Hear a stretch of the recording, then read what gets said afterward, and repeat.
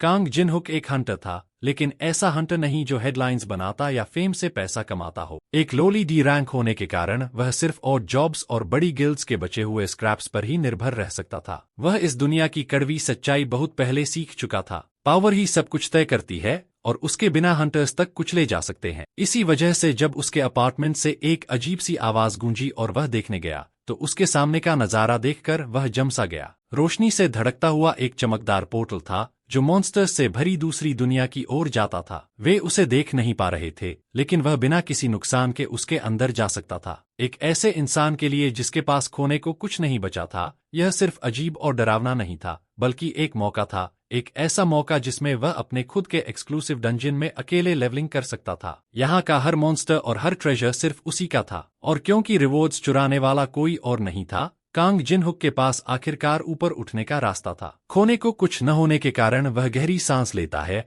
और पोर्टल के अंदर कदम रखता है और डंजन मेज के फर्स्ट फ्लोर पर पहुंच जाता है। वह आसपास देखने ही वाला होता है कि उसकी बाईं तरफ से एक गॉब्लिन उस पर झपटता है। वह बड़ी मुश्किल से अपने चेहरे की तरफ आती लाठी से बचता है और पीछे हटकर अपने एटिक में डॉज कर जाता है। गॉब्लिन भ्रमित होकर इधर उधर देखता है और हवा में वार करता है। ऐसा लगता है कि वे सच में पोर्टल को देख नहीं सकते, और इसका मतलब यह भी है कि वे उसकी तरफ आ नहीं सकते। यह जानने के बाद अब डरने की कोई वजह नहीं रहती। वह एक बेसबॉल बैट इक्विप करता है और पोर्टल के अंदर कूदकर गॉब्लिन का सामना करता है। वह बैट को गॉब्लिन के गाल पर मारता है, जिससे वह क्रीचर उड़ जाता है और फिर उसके सीने में स्टैब करता है। गॉब्लिन को गिराने के बाद वह बैट उठाकर उसके चेहरे पर जोर से मारता है और उसे तुरंत खत्म कर देता है। यह पहली बार था जब उसने अकेले मॉन्स्टर्स का शिकार किया था, और क्योंकि एक्सपीरियंस पॉइंट्स किसी के साथ शेयर नहीं करने थे, वे सारे उसी के थे। गॉब्लिन के मरते ही उसका लेवल, जो 3 साल से नहीं बढ़ा था, तुरंत बढ़ जाता है। गॉब्लिन का कोर्प्स भी उसी का होता है, और अगर सही जगह बेचा जाए तो उससे 3 मिलियन वन तक मिल सकते थे।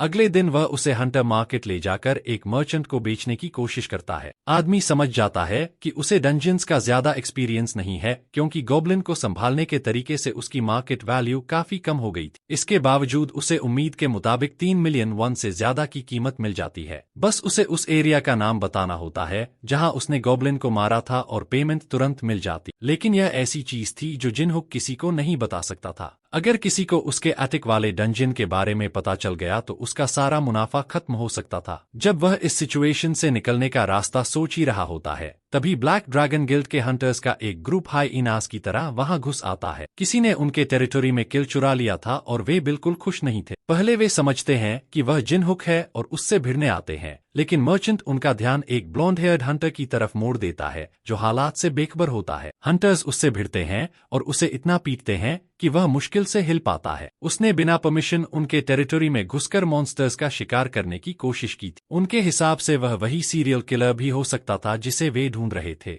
आदमी जब ठीक से बोल भी नहीं पाता तो वे उसे घसीटते हुए बिल्डिंग से बाहर ले जाते हैं ताकि इंटरोगेशन जारी रख सकें। बुरी तरह पिटा हुआ वह आदमी आसानी से जिनहुक हो सकता था। यह सब देखकर और यह जानकर कि वह गॉब्लिन कहां से लाया था, इस बारे में झूठ नहीं बोल पाएगा। वह वहां बेचने का इरादा बदल देता है। अगर वह अपनी जान जोखिम में नहीं डालना चाहता तो उसे बड़े गिल्ड्स के गुंडों से बचे रहते हुए लूट बेचने का कोई और तरीका ढूंढना होगा। घर लौटते ही जिनहुक तय करता है कि वह फिर से डंजन में उतरकर खुद को मजबूत करेगा। अंदर जाने से पहले उसे इतना इक्विपमेंट लेना होता है कि वह इतनी खतरनाक जगह पर सर्वाइव कर सके। वह एक टेलीपोर्टेशन स्टोन लेता है जिससे वह खतरे से बाहर टेलीपोर्ट होकर सीधे अपने अपार्टमेंट लौट सके, और एक मॉन्स्टर ट्रैकिंग कंपास लेता है जो 50 मीटर के रेडियस में मौजूद मॉन्स्टर्स को दिखा देता है। इन सब के साथ और अपने भरोसेमंद बेसबॉल बैट के साथ वह लेवलिंग के एक और राउंड के लिए डंजन में कदम रखता है। वह किलिंग स्प्री पर निकल पड़ता है और हर किल के साथ उसका लेवल एक एक करके बढ़ता जाता है। अपने नाम की तरह गॉब्लिन लैबिरिंथ गॉब्लिन्स से भरा हुआ था। उसके जैसे लो लेवल वाले इंसान के लिए यह ग्रो करने के लिए परफेक्ट हंटिंग ग्राउंड था। लंबे शिकार के बाद उसकी इन्वेंट्री लगभग भर चुकी होती है। बस एक गॉब्लिन की जगह बची हुई है और वह चाहता है कि आखिरी वाला बड़ा हो ताकि ज्यादा पैसे मिले। कंपास दिखाता है कि एक गॉब्लिन उसकी लोकेशन की तरफ आ रहा है, जो परफेक्ट टाइमिंग होती है। उसे बस छिपकर एम्बुश करना होता है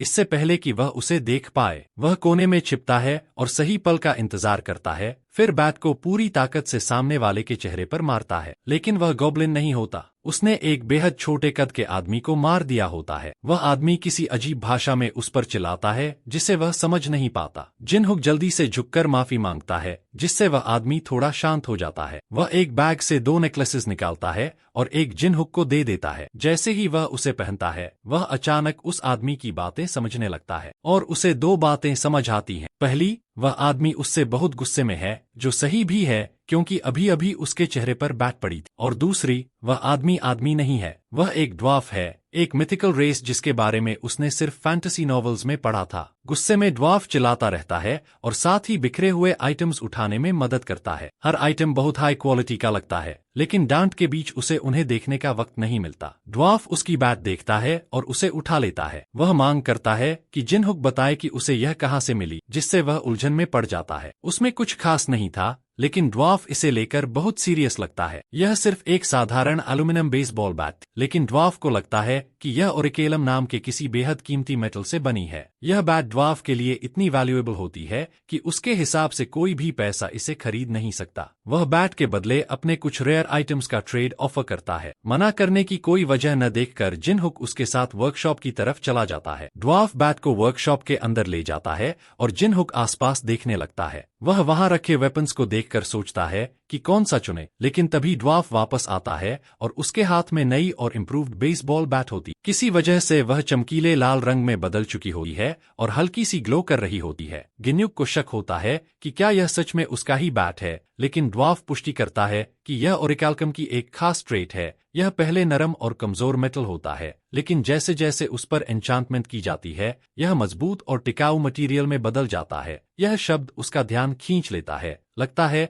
किसी तरह ड्वार्फ ने उसके हथियार पर एन्चांटमेंट कर दी है। एन्चांटेड आइटम बहुत ही रेयर आइटम होता है, जो सिर्फ ए ग्रेड या उससे ऊपर के बहुत रेयर हाई लेवल मॉन्स्टर्स से ड्रॉप होता है। नए बैट से कुछ स्विंग करके देखना ही काफी था यह साबित करने के लिए कि इसका एहसास पहले से बिल्कुल अलग है। यह मानना लगभग नामुमकिन था कि इतनी मजबूत चीज आर्टिफिशियली बनाई जा सकती है। यह ड्वार्फ और पूरा डंजन सच में वही लकी ब्रेक हो सकता है जिसकी उसे इतने समय से तलाश थी। वह स्टेटस मेन्यू में स्टैट्स चेक करता है। बैट अब लेजेंडरी बेसबॉल बैट बन चुका है, जिसमें एस ग्रेड ड्यूरेबिलिटी और ऑटोमेटिक रिट्रीवल है। उसका जो कभी कॉमन एल्यूमिनियम बैट था, वह अब रेयर और लेजेंडरी आइटम बन गया है। अगर वह इसे बेच पाता तो जैकपॉट लग जाता, लेकिन बैट अब उससे बाउंड हो चुका है, इसलिए वह इसे बेच नहीं सकता। ड्वार्फ ने बैट में ऑटोमेटिक रिट्रीवल एन्चांटमेंट जोड़ दी है, जिसका मतलब है कि उसके अलावा कोई और इसे कभी इस्तेमाल नहीं कर सकता। आखिरकार वह इससे पैसा नहीं कमा सकता, लेकिन फिर भी यह एक लेजेंडरी आइटम है और फिर भी पैसे कमाने के और भी तरीके हैं। उसके इन्वेंट्री में गॉब्लिन कॉर्प्सेस भरे हुए हैं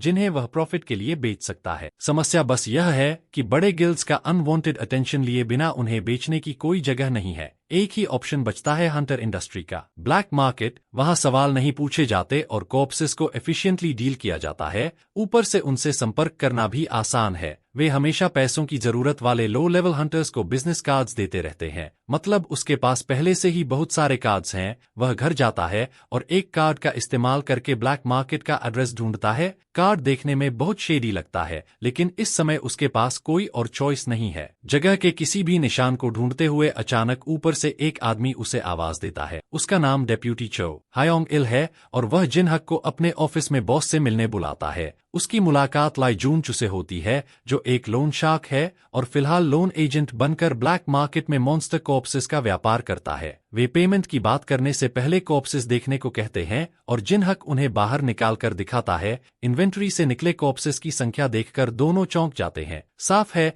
कि जिनहक एक न्यूबी है, फिर भी वह 20 गॉब्लिन कॉर्प्सेस इकट्ठा कर चुका है। सभी कॉर्प्सेस बहुत अच्छी कंडीशन में हैं। सिर बेसबॉल बैट की चोट से टूटे हुए हैं, लेकिन इसके अलावा सब कुछ परफेक्ट है। इतने परफेक्ट कि डेप्यूटी चो अपनी एक्साइटमेंट छुपा नहीं पाता। तीनों प्राइस नेगोशिएट कर ही रहे होते हैं कि तभी ब्लैक मार्केट मर्चेंट्स भागते हुए आते हैं और बताते हैं कि इलाके में एक मॉन्स्टर दिखाई दिया है। रेयर चांस होता है कि मॉन्स्टर कॉर्प्स दूसरे मॉन्स्टर्स को अट्रैक्ट कर ले और 20 फ्रेश गॉब्लिन कॉर्प्सेस जमीन पर रखना किसी सिग्नल से कम नहीं था। हालात और खराब इसलिए थे क्योंकि जो मॉन्स्टर्स आए थे वे 2 ऑक्स थे जो इस समय जिन हक कैपेसिटी से बहुत ऊपर थे। ऐसे में खुद को बचाने का एक ही तरीका था कि वह कॉप्सेस उठाकर जितनी जल्दी हो सके भाग जाए, लेकिन तब तक देर हो चुकी थी। पहला मॉन्स्टर उन तक पहुंच चुका था और उन्हें चीरने को तैयार था। वहां मौजूद इकलौता हंटर जिन युक्त था, इसलिए वही उन्हें रोक सकता था। इसका मतलब यह नहीं था कि वह कर ही लेगा। ओआरसी अपने बैटल एक्स के साथ उस पर झपटता है। वह पहला वार डॉज कर लेता है, लेकिन दूसरा वार सीधा उसके सिर की तरफ आता है। इतनी नजदीकी में बचने का कोई रास्ता नहीं था। लगने लगा कि यही उसका अंत है और वह बेकार तरीके से मरने वाला है। तभी उसका न्यूली एन्चांटेड बैट अपने आप इन्वेंट्री से समन होकर अटैक को ब्लॉक कर लेता है। पैरी इतनी ताकतवर थी कि ओआसी कुछ दूरी तक उड़ जाता है। यह शायद बैट की एक और एन्चांटमेंट थी, प्रेजेंस डिटेक्शन इफेक्ट। अगर ऐसा है तो उसके पास सच में चांस हो सकता है। ओआसी फिर से चार्ज करता है, लेकिन इस बार जिनुक ज्यादा कॉन्फिडेंट है। वह बैट पकड़कर ओआसी के घुटने पर नीचे की तरफ वार करता है, जिससे उसका बैलेंस बिगड़ जाता है। फिर मॉन्स्टर के लड़खड़ाते ही वह उसके चेहरे पर जोरदार हमला करता है, जिससे उसकी गर्दन टूट जाती है और वह तुरंत मर जाता है। सिर्फ एक ओआसी को मारने से ही उसका लेवल 24 से सीधे 36 तक पहुंच जाता है। जश्न मनाने का वक्त नहीं मिलता क्योंकि दूसरा ओआसी उन तक पहुंच जाता है और हमला करता है। इस बार वह पूरी तरह तैयार है। वह अटैक डॉज करता है, फिर पीछे जाकर ओआसी की पीठ पर बैट मारता है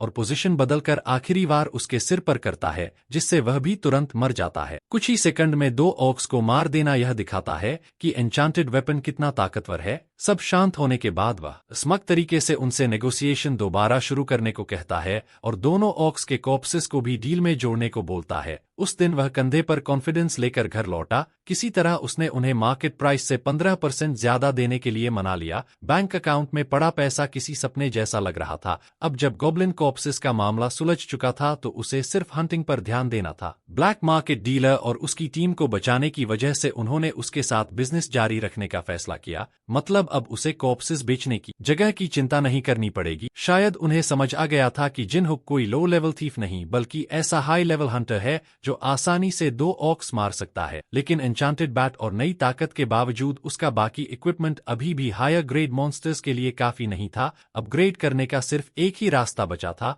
और अगर वह सही तरीके से खेले तो कुछ इक्विपमेंट उसे फ्री में भी मिल सकता था। अगले दिन वह ड्वार्फ के लिए बियर कैंस और अल्कोहल से भरा एक क्रेट खरीद लाता है। एल्यूमिनियम पसंद करने वाले ड्वार्फ के लिए यह किसी गोल्ड माइन से कम नहीं था। ड्वार्फ यकीन नहीं कर पाता कि क्रेट में मौजूद सब कुछ ओरिकम से भरा है। वह बियर पीता है, लेकिन तुरंत थूक देता है क्योंकि स्वाद बहुत खराब था। एक और शाउटिंग से बचाने के लिए गिन्युक उसे सोजू देता है। यह अलग है और इसका स्वाद ड्वार्फ को फिलहाल संतुष्ट कर देता है, लेकिन यह भी काफी नहीं होता। उसे लगता है कि इसमें शायद कुछ और मिलाया जाए जो उसे वही किक दे सके जिसकी उसे तलाश है। मौका मिलते ही ड्वार्फ जिनहक से एक रिक्वेस्ट करता है, उसे उसके लिए कुछ माइन करवाना है। वह जिनुक को मेथिल ओरे निकालने के क्वेस्ट पर भेज देता है, लेकिन ओरे का अल्कोहल से क्या लेना देना है। असल में जिन्युक को फ्री गियर चाहिए था, इसलिए उसके पास चॉइस नहीं थी। अगर गियर पाने का यही तरीका है तो उसे यही करना हो। वह लैबिरिंथ में और आगे बढ़ता है और एक फॉरेस्ट के क्लियरिंग में निकलता है। यह जगह उसकी सोच से कहीं ज्यादा बड़ी होती है।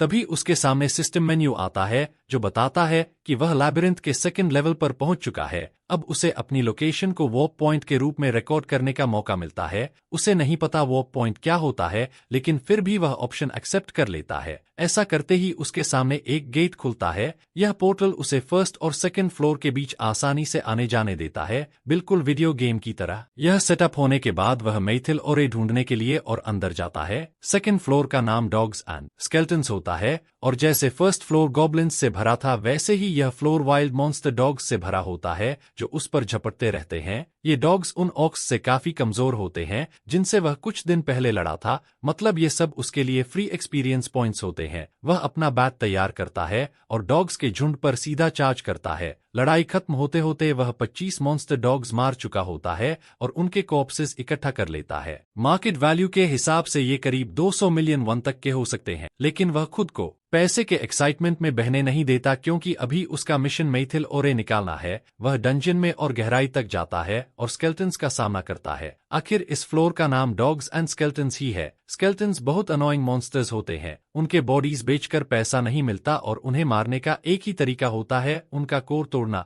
यही वजह है कि यह फाइट और भी ज्यादा थकाने वाली होती है, खासकर तब जब उनकी संख्या बहुत ज्यादा हो। लेकिन उसके करंट लेवल और स्किल्स के साथ ऐसा नहीं हो सकता कि वह उन्हें हरा न सके। लड़ाई खत्म होते होते वह थक चुका होता है और उसे एहसास होता है कि ड्वार्फ ने उसे शायद इसलिए भेजा क्योंकि वह खुद इन अनोइंग मॉन्स्टर्स से नहीं निपटना चाहता था। फिर भी एक अच्छी बात होती है, स्केल्टन्स को मारने से उसका लेवल 100 तक पहुंच जाता है। इसका मतलब अब वह क्लास चेंज कर सकता है। उसकी क्लास उसके पिछले एक्शंस के आधार पर ऑटोमेटिकली तय होगी। इतने समय से लगातार फाइट करने की वजह से उसे लगता है कि वह बर्सर्कर या वॉरियर बनेगा, लेकिन सिस्टम उसे क्लेरिक घोषित कर देता है। इसके बाद वह आगे बढ़ता है और मेथिल ओरे इकट्ठा कर लेता है, जिसकी ड्वार्फ को जरूरत थी। यह सरप्राइजिंग होता है क्योंकि ड्वार्फ को उम्मीद नहीं थी कि जिन्हुक वहां से जिंदा लौट पाएगा। वह जिंदा तो लौटता है लेकिन पूरी तरह एग्जॉस्टेड होता है। फिर भी ऐसा नहीं है कि उसे कुछ मिला ही नहीं। वह अपने लिए भी थोड़ा मेथिल ओरे चुरा लेता है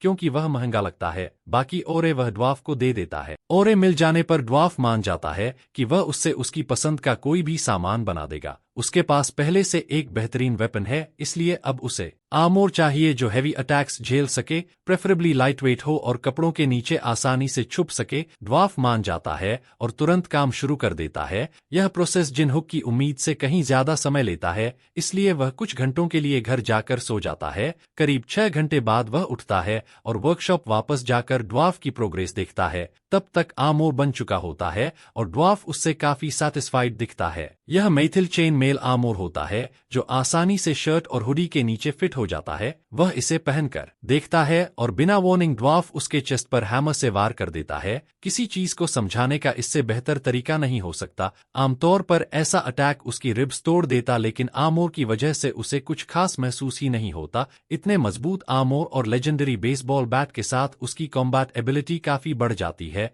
इस ड्वार्फ से मिलना सच में उसकी जिंदगी बदलने वाला लक साबित होता है। लेकिन ड्वार्फ यही नहीं रुकता। इसके बाद वह एक बड़ा बैरल लाकर देता है। यह वही सोजू होता है जो वह पहले लाया था। जिन्हक अपने अपार्टमेंट लौटकर इसे खुद ट्राई करता है। ड्वार्फ सही था, सिर्फ मेथिल ओरे से बने बैरल में स्टोर करने से ही सोजू पूरी तरह अलग ड्रिंक बन जाता है। इतना अमेजिंग एक्सपीरियंस उसे एक शानदार आइडिया दे देता है। वह ब्लैक मार्केट डीलर को फिर कॉल करता है और एक और डील का प्रॉमिस करता है। इस बार वह मॉन्स्टर कॉर्प्सेस और फाइन क्वालिटी लिकर बेचने वाला होता है। शहर के एक दूसरे हिस्से में Titan Guild newly opened gates पर ट्रेनिंग खत्म कर चुकी होती है। सब कुछ ठीक लगता है, लेकिन अचानक गेट्स से लिजर्ड मैन की एक नई वेव निकल आती है। यह अनोमली गेट निकलता है और जितने एनिमीज उन्होंने मारे थे उससे 3 गुना ज्यादा बाहर आ जाते हैं। एक गिल्ड मेंबर दूसरी गिल्ड से मदद बुलाने की सलाह देता है, लेकिन डेप्यूटी गिल्ड मास्टर डोया अपने प्राइड की वजह से किसी से मदद नहीं मांगता। वह अपने सबॉर्डिनेट्स को डटे रहने और लड़ने का आदेश देता है। दूसरी तरफ जिन्हुक को ज्यादा दिक्कत नहीं हो रही होती। उसकी क्लास ऑफिशियली क्लेरिक रजिस्टर हो चुकी होती है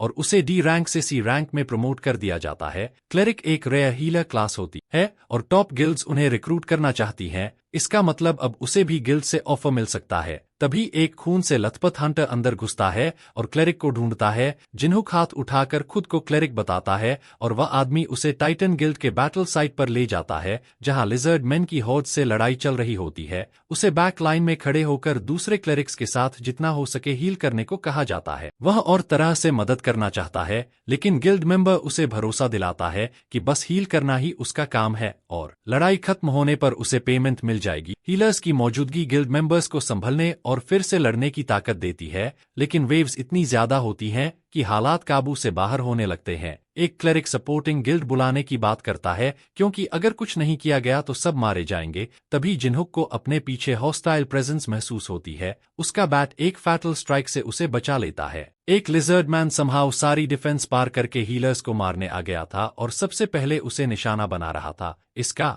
मतलब उनकी बैक लाइन पूरी तरह ब्रीच हो चुकी। पीछे की लाइन में सिर्फ क्लेरिक्स थे। अगर ये मॉन्स्टर्स वहां तक पहुंच जाते तो कुछ ही पलों में सारे गिल्ड मेंबर्स मारे जाते। कोई और रास्ता न देखकर जिन्हक अपना बैट कसकर पकड़ता है और उस पर हमला करने वाले लिजर्ड मैन पर वार करता है। एक ही अटैक में वह उड़कर दूर जा गिरता है। वह बाकी क्लेरिक्स को बताता है कि डिफेंस ब्रीच हो चुका है और अब सिर्फ वही है जो इन्हें रोक सकता है। ये मॉन्स्टर्स कंसीलमेंट टेक्निक की मदद से यहां तक घुस आए थे और अब पीछे से एम्बुश करने की कोशिश कर रहे थे। जिन्हक क्लेरिक्स से कहता है कि वे सिर्फ हीलिंग पर ध्यान दें और लिजर्ड मैन को उस पर छोड़ दें। यह मुश्किल होगा, लेकिन उन्हें रोकने वाला वही अकेला है। बाकी क्लेरिक्स उसके लिए चिंतित होते हैं क्योंकि वे उसे भी अपने जैसा एक नॉर्मल हीलर ही समझते हैं। लेकिन जिनहक बिना रुके सीधे मॉन्स्टर्स की तरफ बढ़ता है और उन्हें चिंता न करने को कहता है। अगर उसे अपनी एबिलिटीज पर थोड़ा भी भरोसा न होता तो वह ऐसा कभी नहीं कहता। सच यह है कि अंदर से वह भी नर्वस था, लेकिन फिर भी वह बेकाबू मॉन्स्टर्स के सामने डटा रहता है। तभी एक लिजर्ड मैन उसकी गार्ड डाउन होने का फायदा उठाकर निकल जाता है और सीधे एक क्लेरिक की तरफ बढ़ता है। जिनहक उसके पीछे दौड़ता है और जमीन से छलांग लगाकर ठीक समय पर उसे रोक लेता है, लेकिन इस जल्दबाजी में वह पीछे से स्टैब के लिए खुला रह जाता है। ड्वार्फ की चेन आर्मोर की वजह से उसे लगभग कुछ नहीं होता। मॉन्स्टर को हैरानी होती है कि उसका अटैक बेकार गया और जिनहक उसी पल बैट से उसके चेहरे पर काउंटर करता है। हैरानी की बात यह होती है कि वह सच में अकेले ही उन्हें रोक पा रहा होता है। उसकी वजह से क्लेरिक्स बिना किसी स्नीक अटैक की चिंता किए हीलिंग कर पाते हैं, लेकिन हालात उनके पक्ष में सिर्फ इसी वजह से नहीं बदलते। अचानक लिजर्ड मैन जम से जाते हैं जब एक नया फाइटर बैटल में उतरता है। एक ताकतवर आदमी एक ही वार में एक मॉन्स्टर को गिरा देता है। यह नया शख्स सेओ संघो होता है, टाइटन गिल्ड का गिल्ड मास्टर। वह जिनहक को देखता है और पूछता है, क्या वही है जिसने यहाँ के मॉन्स्टर्स को मारा है? सी-रैंक हंटर मान लेता है कि वही था, लेकिन वह इस ताकतवर आदमी की पहचान को लेकर उलझन में होता है। क्लेरिक्स हैरान हो जाते हैं कि उसे एस-रैंक हंटर संघो के बारे में पता नहीं है। उसकी ताकत इतनी ज्यादा होती है कि उसके आते ही लगता है लड़ाई अब खत्म होने वाली है। बिना समय गवाए वह अपने सबॉर्डिनेट्स के साथ लड़ाई में कूद पड़ता है, लेकिन जाने से पहले जिनहक से वादा करता है कि बाद में उसे सही रिवॉर्ड दिया जाएगा। एक नजर में ही साफ हो जाता है कि एस-रैंक हंटर्स बिल्कुल अलग ही लेवल के होते हैं। वह बैटलफील्ड में असली मॉन्स्टर बन जाता है। वह लड़ाई के बीचों बीच उतरता है और उसकी मौजूदगी से सबका हौसला बढ़ जाता है, सबका सिवाय एंडोयर के, जो गिल्ड मास्टर के आने से नाराज दिखता है। किसी गिल्ड मेंबर का मदद के लिए आना गलत नहीं था, लेकिन एंडोइन का प्राइड उसे यह मानने नहीं देता। संघो तुरंत सिचुएशन संभाल लेता है। वह लड़ रहे हंटर्स को ऑर्डर्स देता है और सबका ध्यान अपनी ओर खींच लेता है। इसके बाद वह इंतजार नहीं करता और जमीन पर एक जबरदस्त अटैक करता है, जिससे शॉकवेव बनती है और सारे लिजर्ड मैन हवा में उड़ जाते हैं। उसका एक ही स्ट्राइक कई मॉन्स्टर्स को खत्म कर देता है। कुछ ही मिनटों में संघो की मदद से सारे मॉन्स्टर्स मारे जाते हैं। जब उसे यकीन हो जाता है कि उसके गिल्ड मेंबर्स सेफ हैं, तो वह एंडोइन को कॉलर से पकड़कर डांटता है कि उसने अकेले मॉन्स्टर्स से भिड़कर अपनी और अपने सबॉर्डिनेट्स की जान जोखिम में डालने का फैसला क्यों किया। एंडोइन कहता है कि वह गिल्ड की रेप्यूटेशन बचाना चाहता था, लेकिन संघो जानता है कि असल में वह सिर्फ अपना प्राइड बचा रहा था। दोनों कुछ पल एक दूसरे को घूरते हैं। तभी एक गिल्ड मेंबर याद दिलाता है कि क्लेरिक्स को डिसमिस करना है। गिल्ड मास्टर खुद को शांत करता है और हंटर्स के पास जाकर सबको धन्यवाद देता है, खासकर जिनहक को, क्योंकि उसी की वजह से आज इतने लोग जिंदा बच पाए। आभार के तौर पर वह उसे बिना रजिस्ट्रेशन प्रोसेस के सीधे गिल्ड ज्वाइन करने का ऑफर देता है। यह बात एंडोइन को मंजूर नहीं होती। वह तुरंत आकर जिनहक को सिर्फ एक लकी डी रैंक बताने की कोशिश करता है, लेकिन संघो उसे याद दिलाता है कि यही फॉर्मर डी रैंक इतनी जाने बचा चुका है जो उसकी जिद की वजह से चली जाती। फिर वह एंडोइन को जिनहक से माफी मांगने पर मजबूर करता है, जो डेप्यूटी गिल्ड मास्टर के प्राइड के लिए बड़ा झटका होता है। इसके बावजूद जिन युग सम्मान के साथ ऑफर ठुकरा देता है। वह ऐसी किसी गिल्ड का हिस्सा नहीं बनना चाहता जहां एंडोइन जैसे लोगों को अथॉरिटी मिले। यही आखिरी चिंगारी होती है और एंडोइन एक एनहांस्ड पंच के साथ उस पर झपटता है, लेकिन पेट पर एक डिफेंसिव बैट हिट उसे वहीं रोक देता है और वह तुरंत बेहोश हो जाता है। यह घटना इतनी बड़ी होती है कि अगले दिन न्यूज आर्टिकल में छप जाती है। टाइटन गिल्ड के हायर अप्स इस बात को बर्दाश्त नहीं कर पाते कि एंडोइन के साथ ऐसा हुआ। उसे न सिर्फ एक सी-रैंक ने पब्लिक में शर्मिंदा किया, बल्कि उसकी डेप्यूटी गिल्ड मास्टर की अथॉरिटी भी छीन ली जाती है। वे मांग करते हैं कि उस सी-रैंक को उनके सामने पेश किया जाए, लेकिन संघो इससे सहमत नहीं होता। वह कहता है कि एंडोइन ने प्राइड के लिए कई गिल्ड मेंबर्स की जान खतरे में डाली और फिर उसी आदमी पर हमला किया जिसने उनकी जान बचाई। यह उसे डिमोट करने के लिए काफी है। यह सुनकर सब चुप हो जाते हैं और संघो उन्हें वहां से भेज देता है। गिल्ड मास्टर का ध्यान फिर उस एक्स्ट्राऑर्डिनरी सी-रैंक पर चला जाता है जिसे उसने देखा था, उसके और मजबूत होने से पहले कांग जिनहक। को किसी भी कीमत पर अपनी गिल्ड में शामिल करना होगा। दूसरी तरफ जिनहक अपने अपार्टमेंट में आराम से बैठा ड्रिंक पीते हुए अपने एक्सपेंसेस देख रहा होता है। हंटिंग से उसने बहुत पैसा कमाया था और इसी वजह से खर्च भी जरूरत से ज्यादा हो गया था। अगर उसे पता होता कि ऐसा होगा तो वह टाइटन गिल्ड का एक्स्ट्रा पे ले लेता, लेकिन अब इससे फर्क नहीं पड़ता क्योंकि उसके पास पैसा कमाने का कहीं बेहतर तरीका है। थोड़ी देर आराम करने के बाद वह फिर डंजन में लौटता है और मॉन्स्टर कॉर्प्सेस इकट्ठा करने निकल पड़ता है। अब उसके लिए वही पुराने मॉन्स्टर्स काफी नहीं रहे। अब जब वह और ताकतवर हो चुका था, उसे और भी मजबूत दुश्मनों की जरूरत थी। वह दूसरी मंजिल में आमतौर पर जितना जाता था उससे कहीं ज्यादा अंदर तक गया और खुद को ऑक्स की एक छोटी सेना के सामने पाया। उनमें से एक पीछे से हमला करने की कोशिश करता है, लेकिन वह समय रहते साइड में हट जाता है और पलटकर वार करता है। एक ही हमले में ओआसी ढेर हो जाता है। उसी समय कई और ऑक्स हॉल से उसकी तरफ झपटते हैं। कुछ दिन पहले ही वह यहीं मर जाता, लेकिन नए इक्विपमेंट की वजह से वह सबको आसानी से हरा देता है। अंत में वह कुल 20 ओआसी की लाशें गिनता है, जो उसे इतना पैसा दिला सकती हैं कि पूरे 1 साल तक किसी चीज की चिंता न करनी पड़े। अभी भी उसके पास काफी स्टैमिना बचा हुआ था, इसलिए वह डंजन में और गहराई तक जाने का फैसला करता है और तीसरी मंजिल में प्रवेश करता है, जिसका नाम टेम्पल गार्डियंस लैबिरिंथ है। पहली नजर में वहां कोई मॉन्स्टर दिखाई नहीं देता, लेकिन यह शांति ज्यादा देर नहीं टिकती। अचानक जमीन जोर से कांपती है और नीचे से एक विशाल हाथ बाहर निकलता है, जिससे वह मुश्किल से बच पाता है। यह हाथ एक स्टोन गोलेम का होता है, जो मना से बना एक आर्टिफिशियल मॉन्स्टर है। इसके हमले इतने तेज हैं कि उनसे बचना मुश्किल है और इतने ताकतवर हैं कि ब्लॉक करने पर भी वह काफी पीछे धकेल दिया जाता है। उसके पास पूरी ताकत से लड़ने के अलावा कोई विकल्प नहीं बचता। गोलेम बेहद शक्तिशाली है, लेकिन उतना समझदार नहीं है। वह इसी कमजोरी का फायदा उठाकर उसके सिर पर हमला करता है, जिससे वह टूट जाता है और गिर पड़ता है, लेकिन कुछ ही पलों में फिर से खुद को जोड़ने लगता है। तब उसे गोलेम की एक अहम बात याद आती है कि इसे तभी हराया जा सकता है जब इसका कोर पूरी तरह नष्ट किया जाए। वह दूरी बनाने की कोशिश करता है, लेकिन मॉन्स्टर इतनी तेजी से हाथ दोबारा बना लेता है कि उसे पकड़ लेता है। तभी अचानक एक तीर उड़ता हुआ आता है और गोलेम के सीने में धंस जाता है। वह मौका देखकर अपने बैट से तेज वार करता है और गोलेम का कोर तोड़ देता है, जिससे वह हमेशा के लिए खत्म हो जाता है। वह उस अनजान व्यक्ति की वजह से जिंदा बच पाता है जिसने तीर चलाया था। वह पीछे मुड़कर धन्यवाद देना चाहता है, लेकिन ड्वार्फ की जगह एक खूबसूरत महिला को देखकर चौंक जाता है, जिसके कान अजीब से होते हैं। वह समझ जाता है कि वह एल्फ है। वह सिर झुकाकर धन्यवाद देता है, लेकिन इसी दौरान वह एल्फ उस पर झपटती है और कॉलर पकड़कर उसे खींच लेती है। वह इस डंजन में उसे पहले कभी नहीं देख चुकी और जानना चाहती है कि वह कौन है और कहां से आया है। उसके कपड़े और उसका अंदाज उसके लिए बिल्कुल अनजान है। वह उस पर सवालों की बौछार कर देती है और वह किसी तरह खुद को छुड़ाने की कोशिश करता है। जब वह बताता है कि आज ही डंजन में घुसा है, तो वह उसे छोड़ देती है, क्योंकि इसका मतलब है कि उसे एंट्रेंस का रास्ता पता है। वह अपना बो नीचे गिराकर कहती है कि आखिरकार उसे बाहर निकलने का रास्ता मिल गया है। वह उठकर उससे पूछता है कि वह इतनी बेवजह आक्रामक क्यों हो रही है, लेकिन वह उसे अनदेखा कर देती है और सीधे आदेश देती है कि वह उसे एग्जिट तक ले जाए। उसे यह तरीका पसंद नहीं आता, लेकिन वह काफी सुंदर है, इसलिए फिलहाल बात टाल देता है। वह कहती है कि अगर वह उसे सही सलामत बाहर ले गया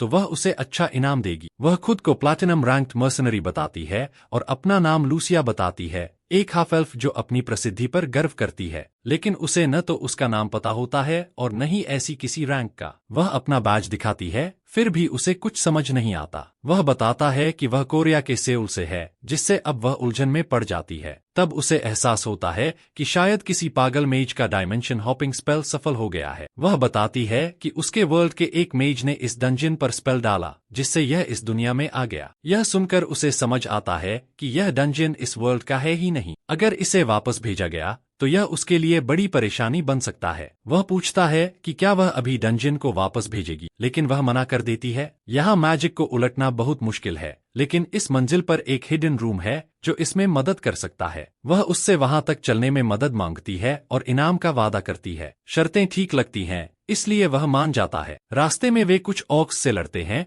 और वह महसूस करता है कि वह उससे कहीं ज्यादा ताकतवर है जितना उसने सोचा था। वह समझ जाता है कि उससे भिड़ना अभी ठीक नहीं होगा। कुछ देर बाद वे एक सुरक्षित जगह पर रुकते हैं। वह अपनी जेब से चॉकलेट निकालकर उसे देता है। उसे यह बहुत पसंद आती है और वह सारी चॉकलेट खा जाती है, फिर और मांगती है। आखिरी भी खत्म होने पर वह संतुष्ट होकर आगे बढ़ती है। आखिरकार वे उस बड़े कमरे में पहुंचते हैं जहां डंजन का बॉस है। लूसिया को लगता है कि मेज का स्पेल वहीं हो सकता है। उसे जांचने के लिए बॉस को हराना जरूरी है। वह उससे कहती है कि उसे ज्यादा कुछ करने की जरूरत नहीं, बस आखिरी वार में मदद करनी है। दरवाजा खुलते ही मॉन्स्टर जोर से दहाड़ता है और हमला करता है। लूसिया तीर चार्ज करती है, उसके सीने पर निशाना लगाती है और उसे ध्यान से देखने को कहती है। फिर वह ऑरा नाम की टेक्निक का इस्तेमाल करके अपने हमले की ताकत कई गुना बढ़ा देती। उसने तीर चलाया और वह सीधे बॉस से टकराया। जोरदार वार से वह तुरंत पीठ के बल गिर गया। इतना बड़ा आमोद मॉन्स्टर होने के बावजूद उसके एक ही अटैक से वह गिर गया।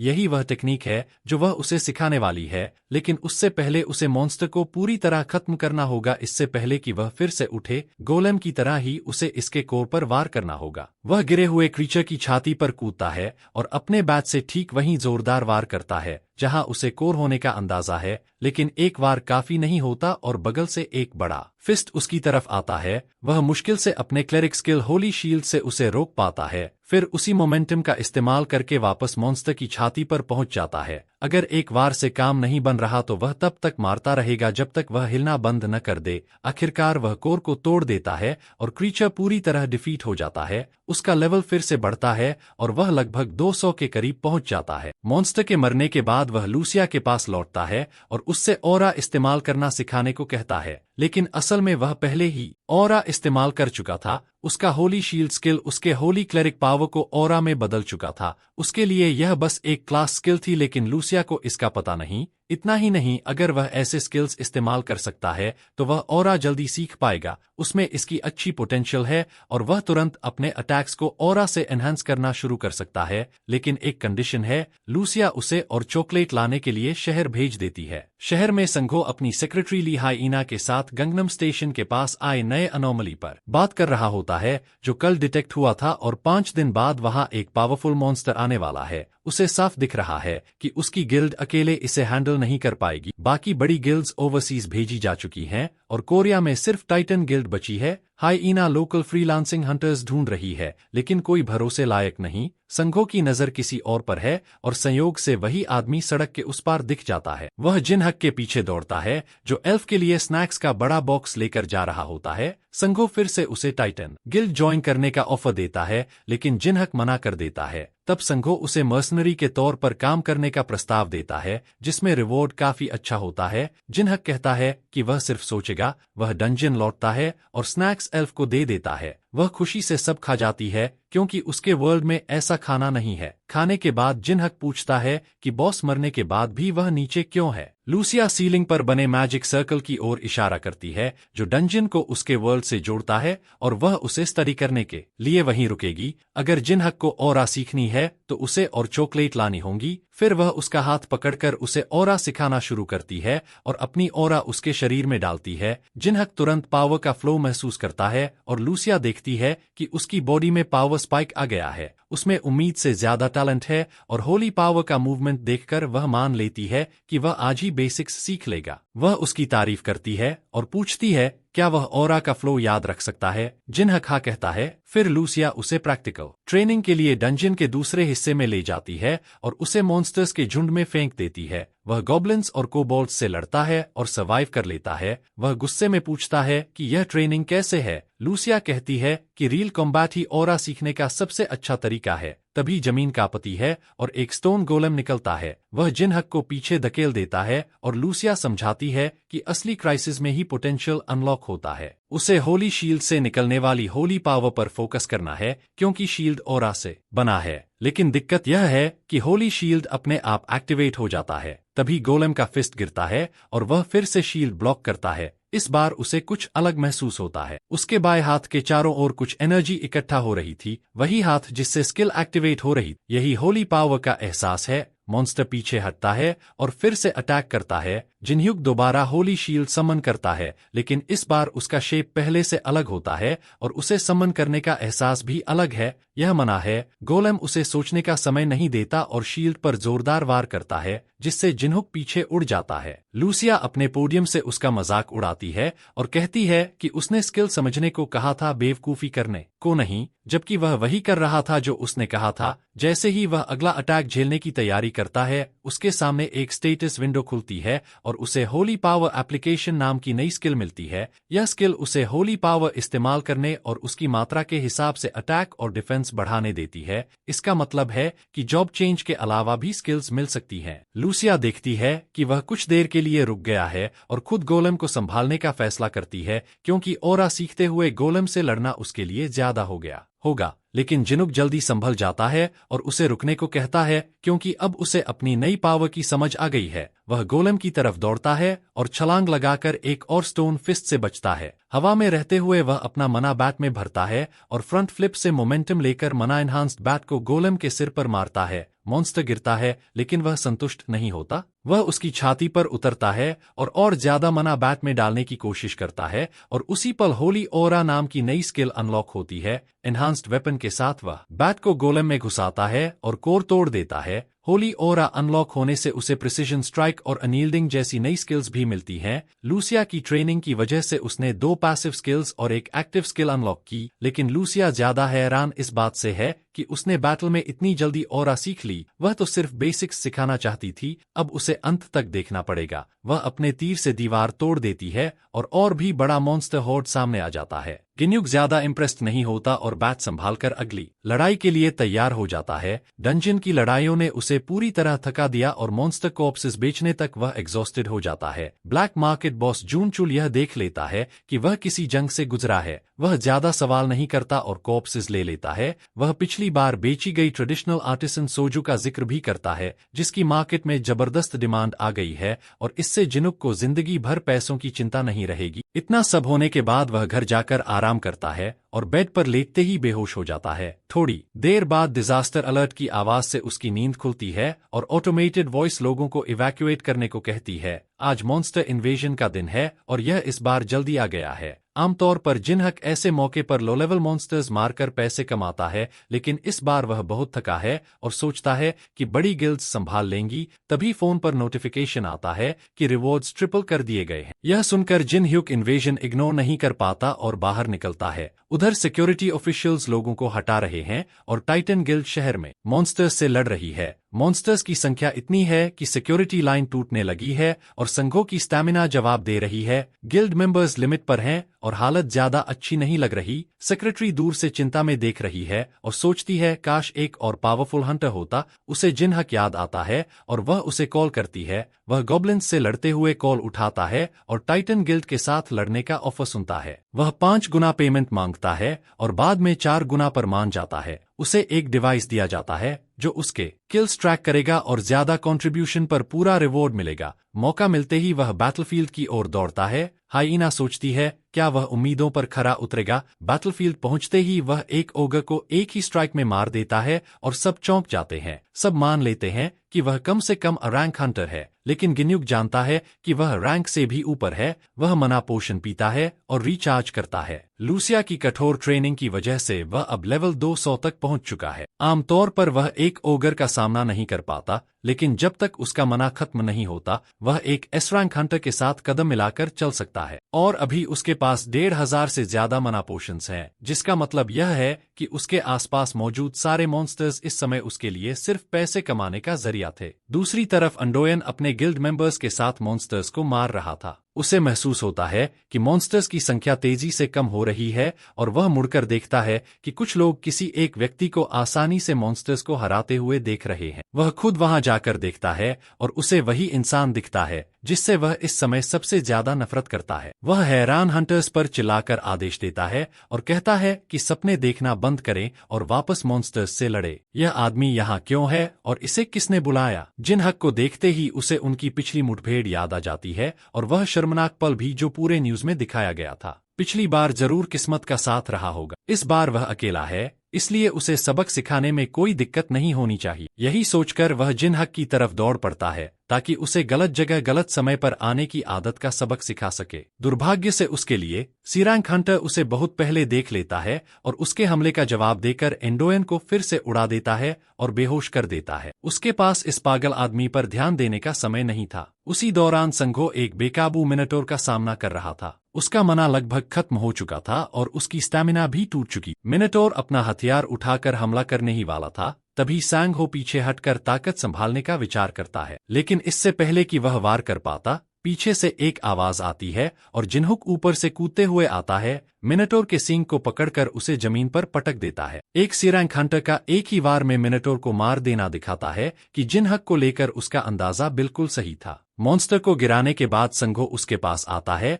और मदद के लिए आभार जताता है। जिनहक बताता है कि गिल्ड मास्टर की सेक्रेटरी ने उसे फोन किया था और मदद के बदले भारी पेमेंट का वादा किया था, इसलिए धन्यवाद की जरूरत नहीं है। संघो इस मौके पर एक बार फिर उसे गिल्ड ज्वाइन करने के लिए कहता है। अगर वह उनके साथ जुड़ता है तो ऐसे मौके बार बार मिलेंगे। जिनहक थोड़ी देर सोचता है और कहता है कि बाकी बचे मॉन्स्टर्स खत्म होने के बाद वह इस पर विचार करेगा। बात करते समय संघो को हाइईना का कॉल आता है। वह उसे आसमान की तरफ देखने को कहती है। बादल पलट चुके थे और मौसम बिजली से भरा हुआ था। बादलों में कुछ बहुत बड़ा और खतरनाक छिपा हुआ था और वह बिल्कुल भी दोस्ताना नहीं लग रहा था। वह उड़ते हुए मॉन्स्टर्स और हंटर्स दोनों पर बिजली गिराता है और इमारतों को नुकसान पहुंचाता है। वह इतना ऊंचा था कि उनकी स्किल्स वहां तक पहुंच ही नहीं सकती थीं, यानी उस पर हमला करने का कोई तरीका नहीं था। संघो स्थिति का आकलन करने के लिए गिल्ड लौटने का सुझाव देता है और जिनहक को भी साथ चलने को कहता है। वह अनिच्छा से मान जाता है और दोनों उसके ऑफिस पहुंचते हैं। वहां वे अलग अलग टेस्ट्स करते हैं और देखते हैं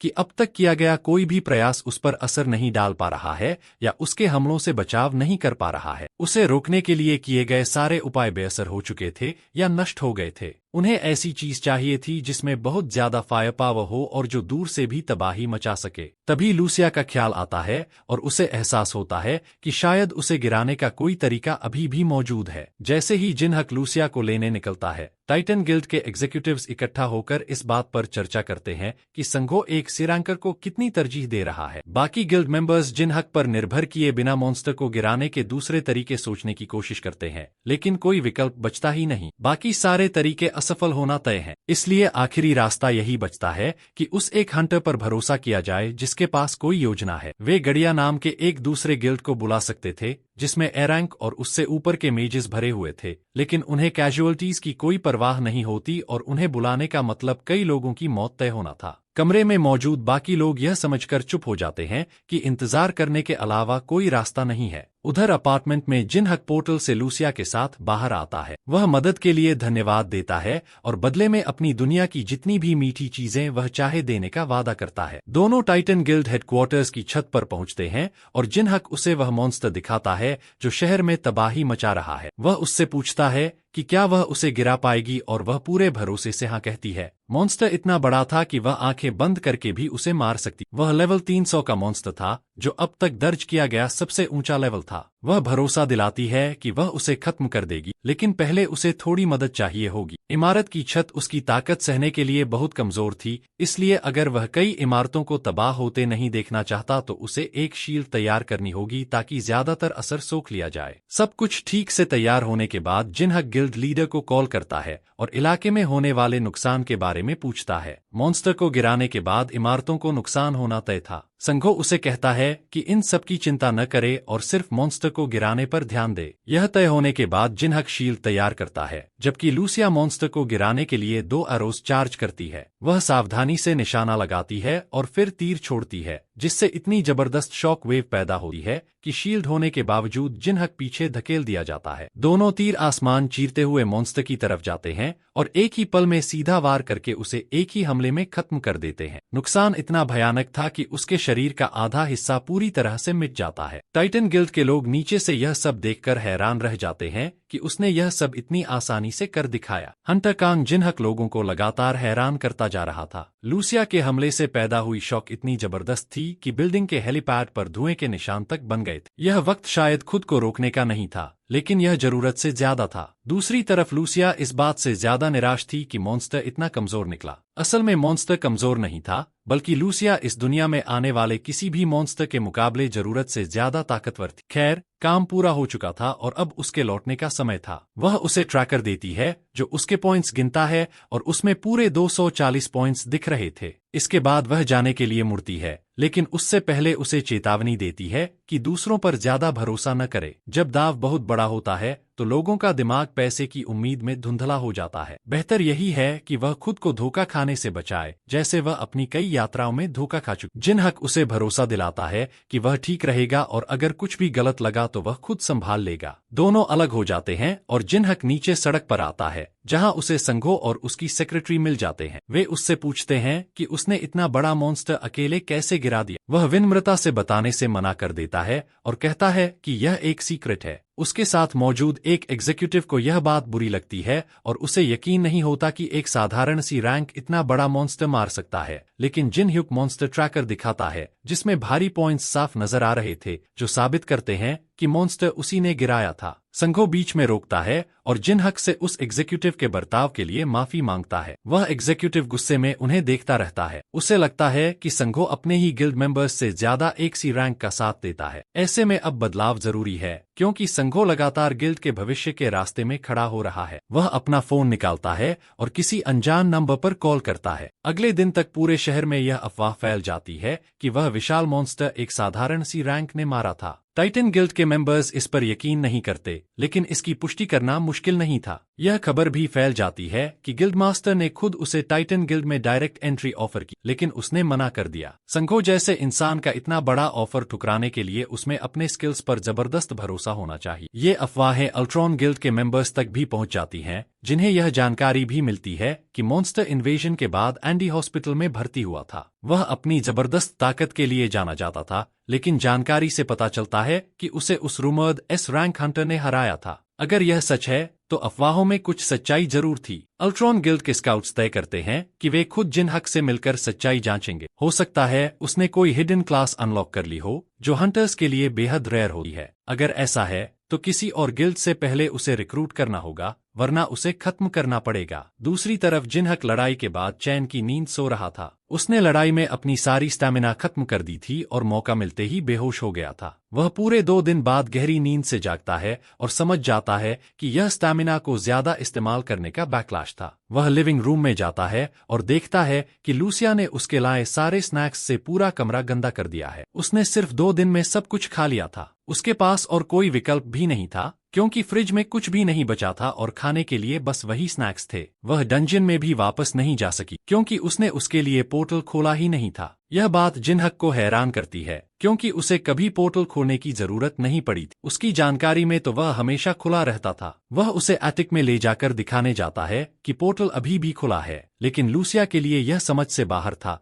क्योंकि एक पल पहले वहां कुछ भी नहीं था। वह उसे दरवाजे से हटने को कहती है और फिर से खोलती है, और इस बार सच में वहां कुछ भी नहीं होता। जिनहक को समझ नहीं आता कि क्या हो रहा है, क्योंकि उसने हमेशा डंजन को खुला ही देखा था। लूसिया को एक थ्योरी सूझती है कि डंजन सिर्फ उसी पर रिएक्ट करता है, यानी वह जहां जाता है डंजन भी उसके साथ चलता है। ऐसा लगता है जैसे डंजन सीधे उसी पर इम्प्रिंट हो गया हो, और इसका मतलब यह भी हो सकता था कि डंजन सीधे उसके सिर पर गिर सकता था। सौभाग्य से वह स्पेल फेल हो गई थी। वह इन बातों के बारे में ज्यादा नहीं सोचता और दोनों के लिए खाना ऑर्डर कर देता है। लूसिया सोचती है कि मॉन्स्टर को हराने के बाद वह घर वापस कैसे पहुंच गया। उसने घर पर रिकॉग्निशन सप्रेशन स्पेल लगा दी, जिससे उसे ढूंढ पाना नामुमकिन होना चाहिए था। जिनहक उससे पूछता है कि उसने उसके घर पर ऐसा स्पेल क्यों लगाया। वह बताती है कि जब वह सो रहा था तब कुछ अजीब लोग बार बार आ रहे थे। वे ओल्ट्रॉन और गार्डियन नाम की गिल्ड से थे और इतने परेशान करने वाले थे कि उसने उन्हें पूरी तरह रोकने के लिए ऐसा कर दिया। जिनहक को समझ नहीं आता कि इतनी बड़ी गिल्ड्स उसे क्यों ढूंढ रही, इसलिए वह अपना फोन निकाल कर देखता है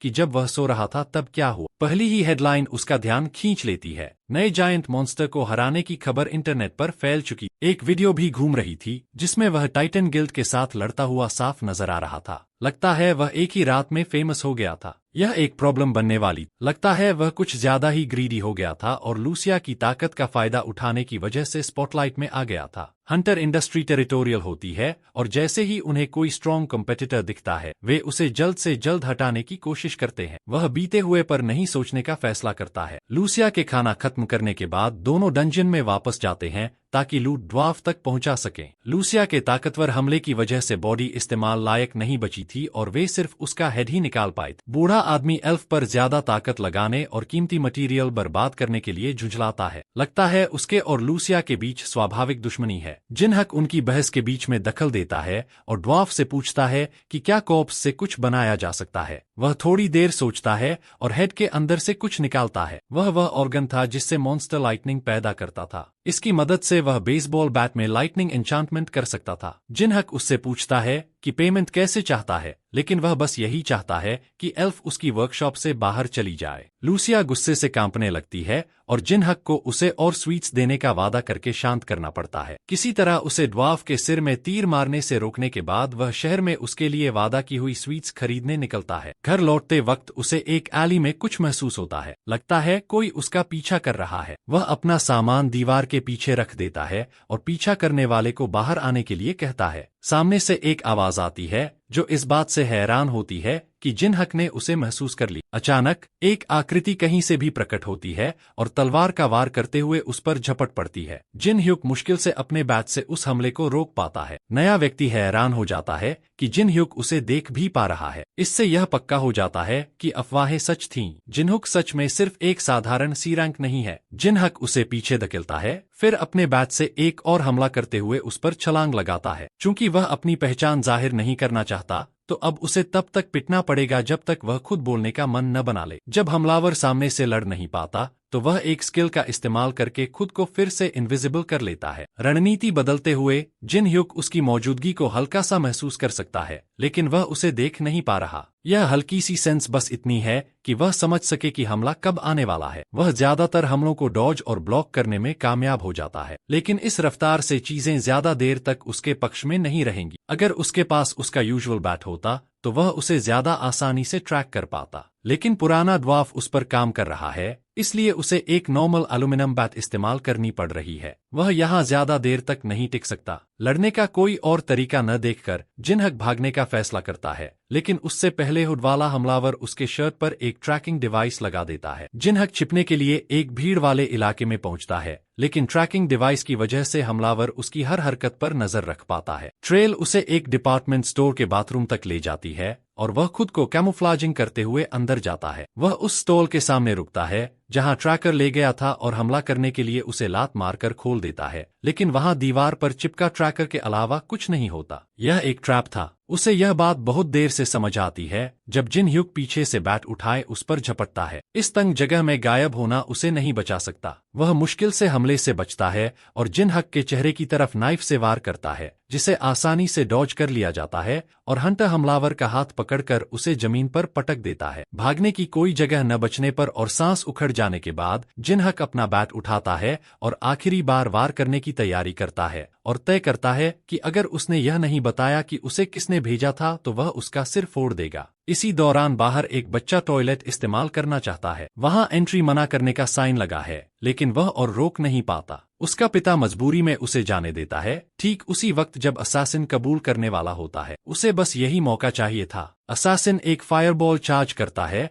और उसे सीधे जिनहुक और बच्चे की तरफ फेंक देता है, जिससे जिनहक को शील्ड लगाकर दोनों को बचाना पड़ता है। असासिन धुएं का फायदा उठाकर भाग निकलता है। उसे ऊपर वालों ने सिर्फ उससे जानकारी निकालने को कहा था। उसने नहीं सोचा था कि मामला इतना झंझट वाला हो जाएगा। जैसे ही वह भागने की कोशिश करता है, एक वस्तु सीधे उसके सीने के आर पार हो जाती है और वह वहीं मारा जाता है। जिनहक उसके पीछे खड़ा है, अपनी सांस संभालने की कोशिश करते हुए। लगता है उसने जरूरत से ज्यादा ताकत लगा दी और गलती से उसे मार दी। जब वह इस हालात पर पछता रहा होता है, उसके सामने एक स्टेटस विंडो खुलती है। यह हत्या को एक्नॉलेज करती है, लेकिन उसे सेल्फ डिफेंस के रूप में लेबल करती है। इसी वजह से विलन ट्रेट नहीं मिलता और इसके बजाय एक हिडन जॉब चेंज अवेलेबल हो जाती है। रहस्यमय अपराधी के साथ उस गंदे रेस्टरूम संघर्ष के बाद कांग जिनह्यूक खुद को क्राइम सीन के बाहर खड़ा पाता है। जो हुआ उससे अब भी उबरने की कोशिश करते हुए उसकी जानकारी में जब कोई हंटर किसी इंसान को मारता है तो उसे बदनाम विलन टाइटल मिलना चाहिए। इसके अलावा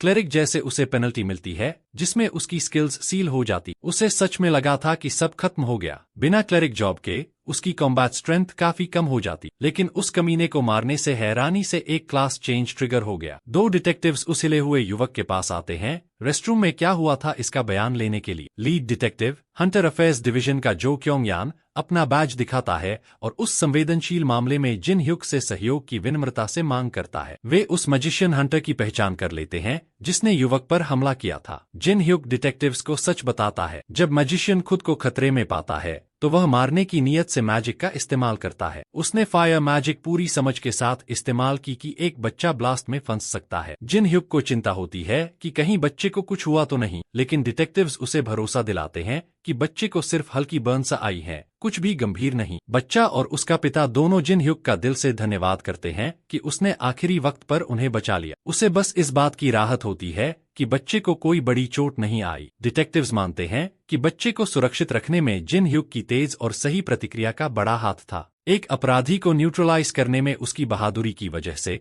इस केस को कानूनी रूप से सेल्फ डिफेंस माना जाएगा। वह जांच खत्म होते ही घर भी लौट सकता है। सच कहें तो जिन ह्यूक को और मुश्किलों की उम्मीद थी, लेकिन अच्छी बात यह रही कि अथॉरिटीज समझदार निकली। डिटेक्टिव जो बताता है कि युवक के पिछले एक्शंस का भी असर था और हंटर्स पर लागू कानून हमेशा थोड़े अलग रहे हैं, लेकिन एक और वजह थी कि वे उस पर नरम थे। वह यह कि किसी को मारने के बाद भी उसे विलन टाइटल नहीं मिला। यह टाइटल सिर्फ तब आता है जब कोई जानबूझकर मर्डर करता है। सेल्फ डिफेंस में की गई किलिंग पर यह नहीं मिलता। यह बात अब हंटर्स के बीच एक खुला राज है। अगर जिन ह्यूक यह सब अपने तक रखे तो किसी कानूनी ट्रायल की जरूरत नहीं पड़ेगी। अगर वह इस घटना से जुड़ी कोई भी जानकारी दूसरों को बताता है तो इससे पूरा हंटर अफेयर्स डिवीजन मुश्किल में पड़ जाएगा। स्वाभाविक रूप से जिन ह्यूक समझ गया कि उसे चुप रहना है। हालांकि डिवीजन के नजरिए से भरोसे की भी एक सीमा होती है और उसमें जोखिम रहता है। पूरी तरह सुनिश्चित होने के लिए डिटेक्टिव जो उसे एक रिकॉर्डर देता है सिर्फ सेफ्टी मेजर के तौर पर। अब से उसे यह डिवाइस हमेशा अपने पास रखना होगा। साफ शब्दों में यह मॉनिटरिंग डिवाइस तब ट्रिगर हो जाएगा जब यह 3 टैबू वर्ड्स सुनेगा। जैसे ही मर्डर, विलन और सेल्फ डिफेंस शब्द सुने जाएंगे, अथॉरिटीज को सिग्नल चला जाएगा। जब तक युवक पूरे मामले पर चुप रहता है और इन टैबू वर्ड्स का इस्तेमाल नहीं करता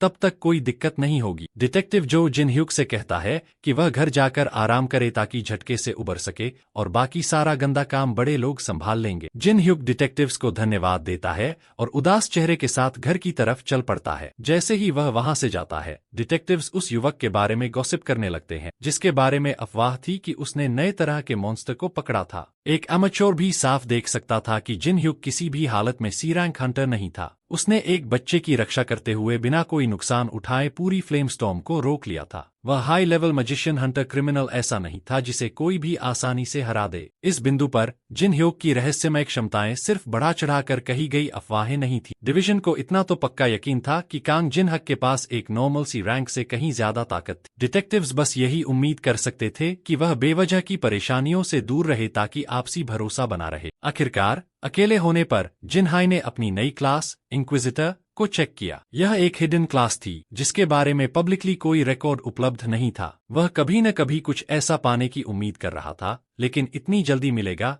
उसने नहीं सोचा था। बोरिंग तरीके से स्किल डिस्क्रिप्शंस को घूरने के बजाय वह अपनी नई क्लास को एक्चुअल कॉम्बैट के जरिए टेस्ट करना चाहता था। उसने एक गॉब्लिन को इतना पास आने दिया कि वह उस पर वार कर सके। वह उस स्किल की प्रैक्टिस कर रहा था जिसने उसकी हीलिंग कैपेबिलिटीज को रिप्लेस करके हार्ड स्किन नाम की चीज में बदल दिया था। इस स्पेशलाइज्ड स्किन के साथ दुश्मन के हमलों से होने वाला डैमेज काफी कम हो जाता था। उसे एक नई स्टेटस रेजिस्टेंस स्किल भी मिली जिससे वह पॉइजन, स्लीप, स्टन और कई दूसरे स्टेटस इफेक्ट्स के प्रति कम ससेप्टेबल हो गया। अपनी हॉल से खुश होकर जिन हायुक ने सामने खड़े गॉब्लिन की तरफ अपनी मुट्ठी उठाई। अब उसे समझ में आ गया कि लोग ट्रांसफॉर्मेशन शब्द का इस्तेमाल क्यों करते हैं। उसकी एग्जिस्टिंग स्किल इफेक्ट्स बनी रहीं, लेकिन अब वे सपोर्टिव होने के बजाय ज्यादा सेल्फ फोकस्ड हो गई थी। वह अब होली ऑरा का इस्तेमाल नहीं कर सकता था, लेकिन उसे फाइटिंग स्पिरिट स्किल मिल गई जिससे उसकी ऑरा कॉम्बैट के लिए ज्यादा उपयुक्त हो गई। नंगे हाथों से गॉब्लिन्स से लड़ना अब काफी आसान हो गया था। उसकी होली शील्ड स्किल को डिफेंस चार्ज स्किल ने रिप्लेस कर दिया था जिससे वह अनस्टॉपेबल मोमेंटम और इम्पेनेट्रेबल डिफेंस के साथ आगे बढ़ सकता था। सिर्फ अपने शरीर से गॉब्लिन्स की भीड़ को गिराना उसके लिए बिल्कुल आसान हो गया था। उसे मूल रूप से एक प्रोटेक्टिव स्किल,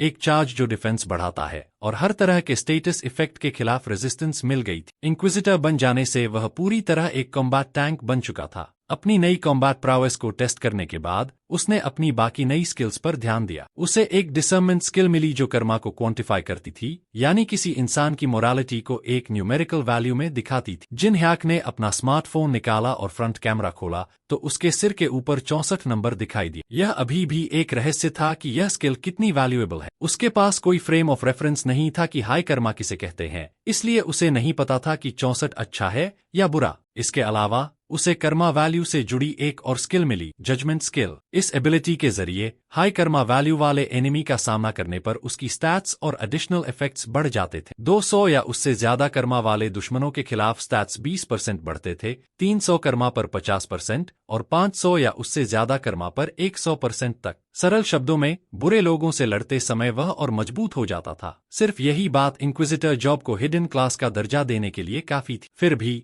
ऐसी क्लास जो खुलकर होस्ट को विलन्स को गिराने के लिए पुश करे, यह अनहर्ड ऑफ था। जिनहोक के एक्सपेरिमेंट के बाद वह सीधे फौज की तरफ गया। वहां ओल्ड ड्वार्फ ने अभी अभी उसके बैट में लाइटनिंग की पावर इन्फ्यूज करना पूरा किया था। बैट में लाइटनिंग के 3 चार्जेस तक होल्ड करने की क्षमता थी और हर चार्ज को रिचार्ज होने में आधा घंटा लगता था। जाहिर है जिन ह्याक इस पावर अप से बहुत खुश था। उसने ड्वार्फ से पूछा कि इस नए फीचर को कैसे इस्तेमाल करना है और पता चला कि यह काफी स्ट्रेट फॉरवर्ड था। ओल्ड ड्वार्फ ने एक कोबोल्ट को पकड़ लिया था जो उसकी वर्कशॉप लूटने की कोशिश कर रहा था, इसलिए उसने उस बीस्ट को बैकयार्ड में बांध रखा था। यह एक परफेक्ट टेस्टिंग डमी था। मॉन्स्टर भयानक तरीके से गुर्रा रहा था, लेकिन चेन्स तोड़ नहीं पा रहा था। लाइटनिंग चलाने के लिए जिन ह्याक को कोई स्पेल कास्ट करने की जरूरत भी नहीं, वह बस लड़ाई के बीच में अपने दिमाग में अटैक की कल्पना करके इसे इस्तेमाल कर सकता था। युवक ने फोकस किया और अपनी नजर टारगेट पर जमाए रखी। उसने बैटिंग स्टांस ली जैसे वह एक खतरनाक फास्ट बॉल मारने वाला हो और बैट के जरिए लाइटनिंग की पावर बहने की कल्पना की। जिनहोक ने गहरी सांस ली और पूरी तरह लॉक इन हो गया। एक फुल स्विंग के साथ उसने एक थंडर बॉल लॉन्च कर दिया। वह बिना किसी रेजिस्टेंस के हवा को चीरता हुआ आगे बढ़ा। जैसे ही वह को बॉल से टकराया, बेचारी क्रीचर दर्द से चीख उठी क्योंकि बेहिसाब वोल्ट्स की बिजली ने उसके शरीर को तबाह कर दी। सिर्फ एक चार्ज ही मॉन्स्टर डॉग को पूरी तरह जलाने के लिए काफी था। चेन्स अपने आप ढीली पड़ गईं क्योंकि कोबोल्ट का फिजिकल बॉडी धूल में बदल चुका था। यहाँ तक कि उसका स्केलेटन भी काला पड़ चुका था, जो दिखाता था कि थंडर चार्ज कितनी खतरनाक थी। ओल्ड ड्वार्फ अपने शानदार काम पर साफ तौर पर गर्व महसूस कर रहा था। लॉन्ग रेंज अटैक मिल जाने से जिनहॉक के लिए लड़ाई काफी आसान हो गई थी। अब टेस्टिंग खत्म होने के बाद लूसिया जिनहायक के पास आई और उससे एक पल बात करने को कहा।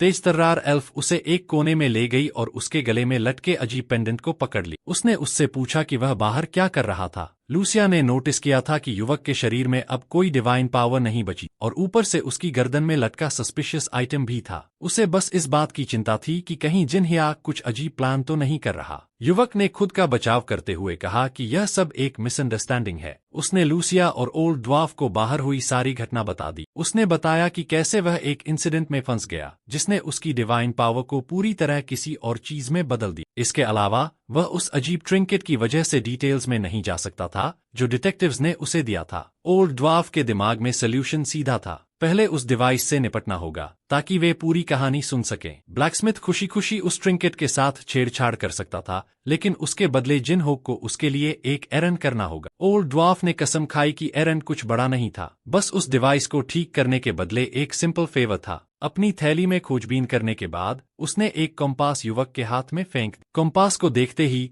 लूसिया को समझ आ गया कि ओल्ड ड्वार्फ जिनहायोग को कहाँ भेज रहा है और वह चिंतित दिखने लगी, इस बात से अनजान कि वह किस मुसीबत में पड़ने वाला है। युवक ने सोचा कि कहीं उसे किसी खतरनाक जगह तो नहीं भेजा जा रहा। यह छोटा सा एरनकांग जिनहायक को एक खतरनाक और पहाड़ी रास्ते तक ले आया जो फिजिक्स के नियमों को चुनौती देता हुआ लग रहा था। कुछ बेसिक हाइकिंग गियर का इस्तेमाल करते हुए वह एक सीमिंगली बॉटमलेस होल में नीचे उतरने लगा। ओल्ड ड्वार्फ ने उसे सिर्फ ओस खनन करने के लिए इतनी खतरनाक जगह भेज दिया था। जब युवक संघर्ष कर रहा था, लूसिया आराम से चिल कर रही। उसने नीचे उतरने में दिक्कत होने पर उसे टीज भी किया। उसने साफ कहा कि अगर वह मुसीबत में नहीं पड़ना चाहता तो उसे उसका ही पीछा करना होगा और कभी अकेले या अलग रास्ते पर नहीं जाना चाहिए। लूसिया ने अपनी एक्रोबैटिक स्किल्स दिखाई और ग्रेसफुल तरीके से क्लिफ से छलांग लगा दी।